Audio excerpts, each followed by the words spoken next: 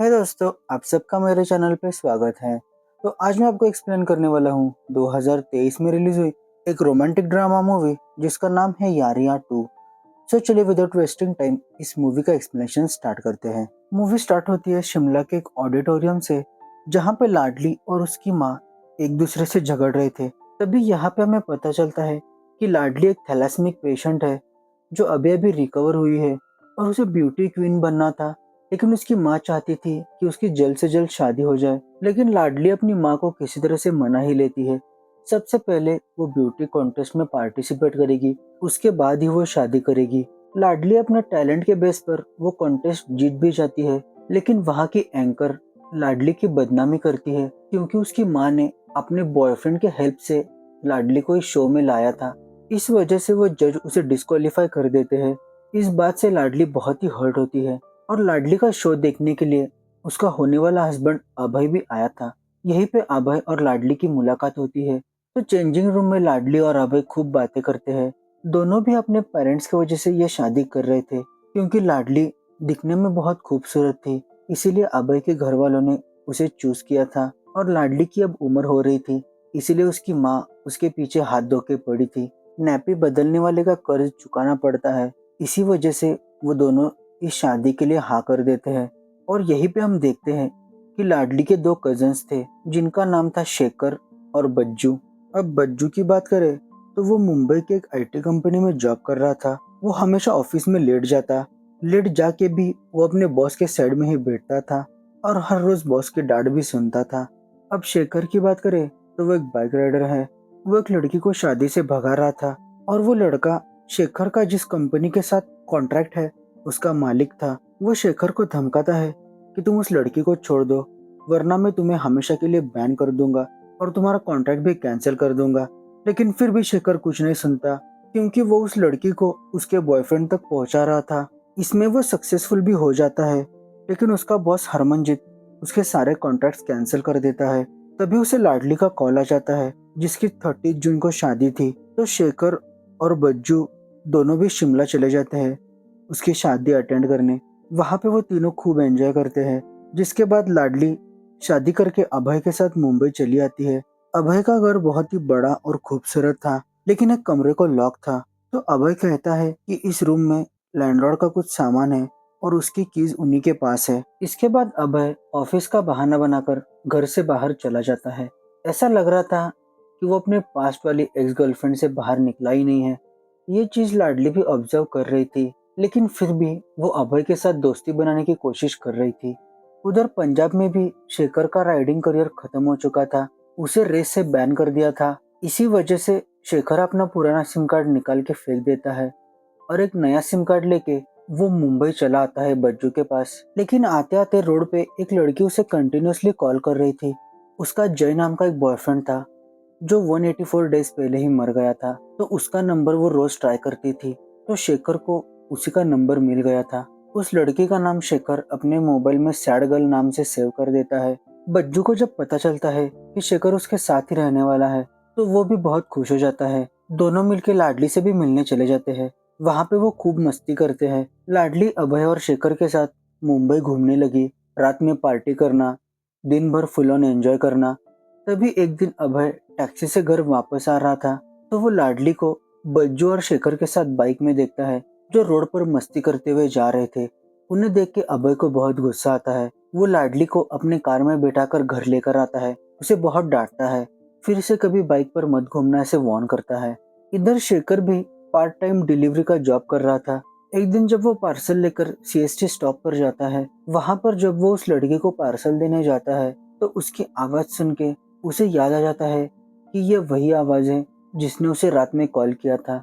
तो उस लड़के का नाम था रू और वो व्हीलचेयर रिडन थी। आज उसके मरे हुए बॉयफ्रेंड जय का बर्थडे है, इसीलिए उसने केक मंगाया था। तो शेखर ये सब कुछ देख लेता है और उसे बहुत बुरा लगता है। वो डिसाइड करता है कि वो रू की हेल्प करेगा।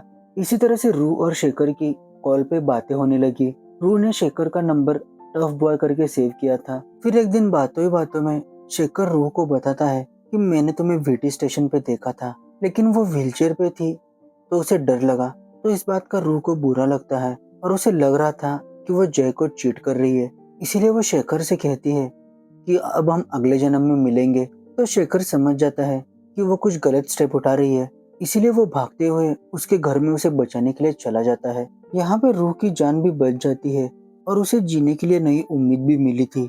यहीं से शेखर और रूह की लव स्टोरी स्टार्ट हो जाती है। एक दिन बज्जू लाडली और शेखर को ट्रीट देने के लिए बुलाता है, तो वहाँ पे वो बताता है कि जैसे उसे बाबा जी ने बताया था उसी तरह से उसे एक गर्लफ्रेंड मिली है जिसका नाम है शोना, और वो एयर होस्टेस है। बज्जू शोना के लिए इतना सीरियस था कि वो उसे वहीं पे ही प्रपोज कर देता है। शोना भी उसका प्रपोजल इंस्टा पे पोस्ट डाल के एक्सेप्ट कर लेती है। तो ये बात लाडली को थोड़ी खटकती है कि उसे प्रपोजल एक्सेप्ट करने से ज्यादा इंस्टा पे सबको दिखाना इम्पोर्टेंट लगा है, लेकिन बज्जू के लिए वो इस बात को इग्नोर करते हुए उन दोनों को एक्सेप्ट कर लेती है। तो बज्जू का प्रमोशन हुआ था और उसे फॉरेन ट्रिप भी मिली थी, इसीलिए वो तीनों एक दिन शॉपिंग पर निकल जाते हैं। लेकिन वहीं पे बज्जू और शेखर के बीच में बहस स्टार्ट होती है, क्योंकि शेखर को भी शोना की हरकत पसंद नहीं आई थी। तो ये झगड़ा इतना बढ़ जाता है कि बज्जू शेखर के माँ बाप को बीच में लाता है। तो यहाँ पे हमें पता चलता है कि शेखर के माँ बाप अलग हो चुके थे, क्योंकि शेखर के माँ को पार्टी और दोस्तों के साथ घूमने की आदत थी और उसके पापा को माँ की ये हरकत पसंद नहीं थी, इसीलिए उन्होंने उसे छोड़ दिया था। इस बात से शेखर को बहुत गुस्सा आता है और वो वहां से निकल जाता है। बाद में बज्जू को भी बहुत बुरा लगता है। फिर अगले दिन बज्जू जब बॉस के साइड में जाके बैठता है, तो शेखर और लाडली का किस्सा वो उन्हें सुनाता है कि ये मेरे 3 दोस्त थे, उनके साथ मैं मुंबई में घूमता हूँ। तब बॉस भी उसे बताते हैं कि ये मेरा छोटा भाई है, लेकिन उसे कभी कभी बातचीत हो जाती है।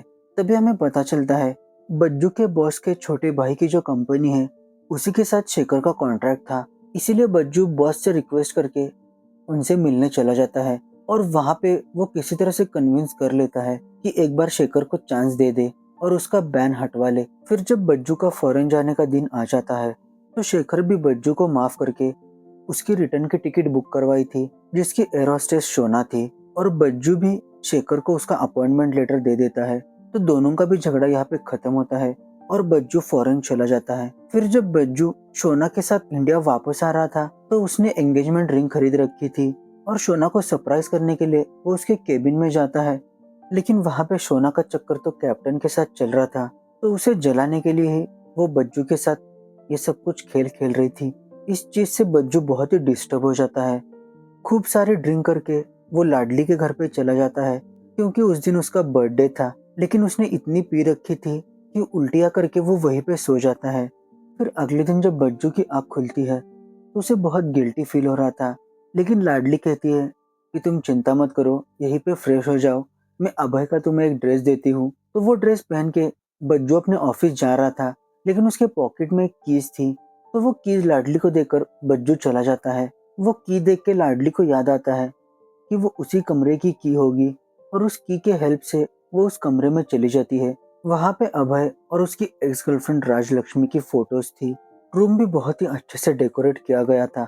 ये देख के लाडली को बहुत बुरा लगता है। उसे लगता है कि अभय चीट कर रहा है, इसीलिए वो अभय को मुंबई में ही छोड़ के शिमला चली जाती है। इधर शेखर और रूह जब शेखर के घर पे मिले थे, तो वहां पे रूह अभय की फोटो देखती है, तो उसे याद आ जाता है कि यही फोटो शेखर के बाइकिंग क्लब के वॉल पे भी थी। इसीलिए शेखर और रूह दोनों मिलके शेखर के क्लब में चले जाते हैं। तो वहां पे उन्हें अभय का पास्ट पता चलता है। तो अभय भी एक बाइकर था और उसकी गर्लफ्रेंड थी राजलक्ष्मी, लेकिन उसके पापा को अभय बिल्कुल भी पसंद नहीं था। वो उसकी शादी एक कॉफी प्लांटेशन वाले लड़के के साथ करने वाले थे, लेकिन राजलक्ष्मी को उसमें कुछ इंटरेस्ट नहीं था। इसी बात को लेकर राजलक्ष्मी और उसके पापा के बीच में बहुत बड़ा झगड़ा होता है।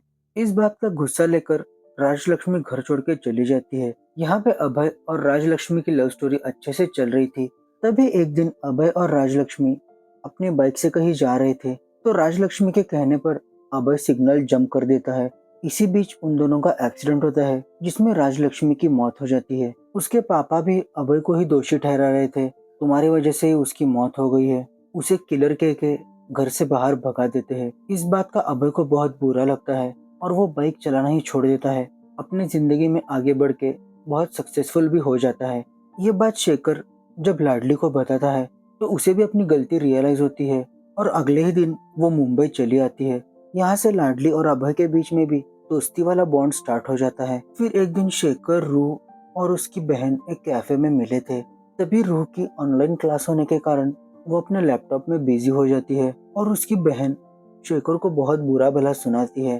कहती है कि तुम्हारी कोई फैमिली नहीं है, तुम्हारा कोई स्टेटस नहीं है और ऊपर से तुम सेटल्ड भी नहीं हो, तो रूह के लिए ये सिंपैथी कार्ड छोड़ दो और उसके जिंदगी से दूर चले जाओ, क्योंकि वो एक अच्छी बेटर लाइफ डिजर्व करती है और तुम्हारे साथ वो पॉसिबल नहीं है। इस बात का शेखर को बहुत बुरा लगता है और वो डिसाइड करता है कि वो रूह से दूर चला जाएगा। इसके बाद वो रूह से दूरी बनाने लगा। उसे कह रहा था कि वो प्रैक्टिस में बिजी है।